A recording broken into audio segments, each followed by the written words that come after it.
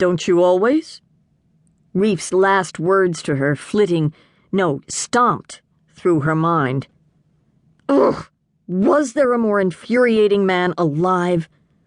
She dropped the final pile of scrounged wood into the fire, praying it would last until sunup, but knowing better. They were going to run out of heat before they could take the chance their attacker was not still outside searching for them and get moving. Man, Reef whistled, I really get under your skin, don't I? Ha! She bit the inside of her cheek as the flames flashed higher, devouring the newly added branches. Good comeback. She took a deep breath, expelling it in a rush. Contrary to what you think, you have no effect on me whatsoever. Your heartbeat skipping along the curve of your neck seems to suggest otherwise. She grabbed her neck, praying her face didn't redden. If my pulse is elevated, it's because I'm worried about Meg. It was a bold-faced lie. She was worried about Meg, but it wasn't the cause of her infuriated pulse. It was him. They'd known each other since they were 5, and yet he still managed to rattle her. She despised him for it. His smirk slackened. I'm worried about her, too. Really?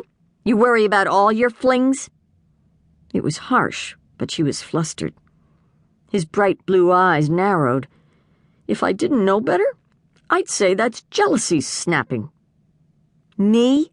Jealous over you? He smiled softly, his eyes alight with playfulness. I tend to have that effect. Wow! You really think highly of yourself, don't you? This has nothing to do with how I think of myself. No? No. Then what does it have to do with? She should have known better than to ask. What you think of me. Why do you care what I think of you? He fidgeted with his jacket zipper. I keep asking myself the very same thing. Meaning? He did care what she thought? Well, that was interesting.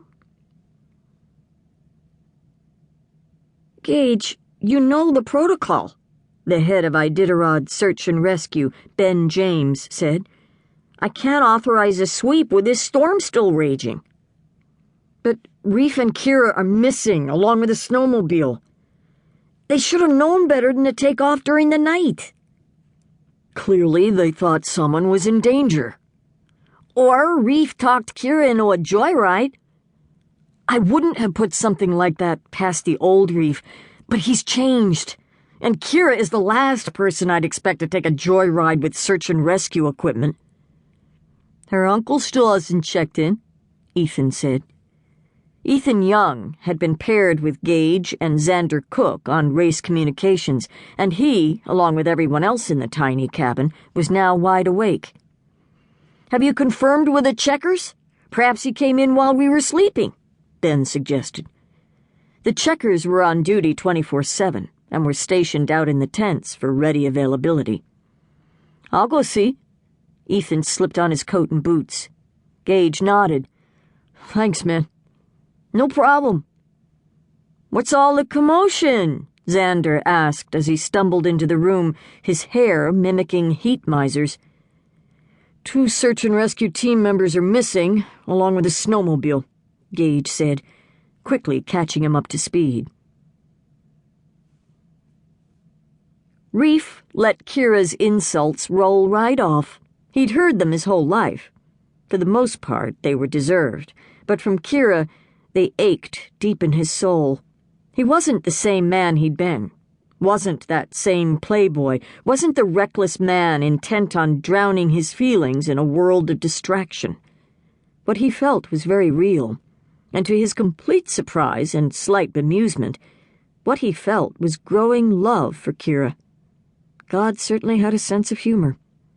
Reef only prayed it wasn't the ruin of him. What irony.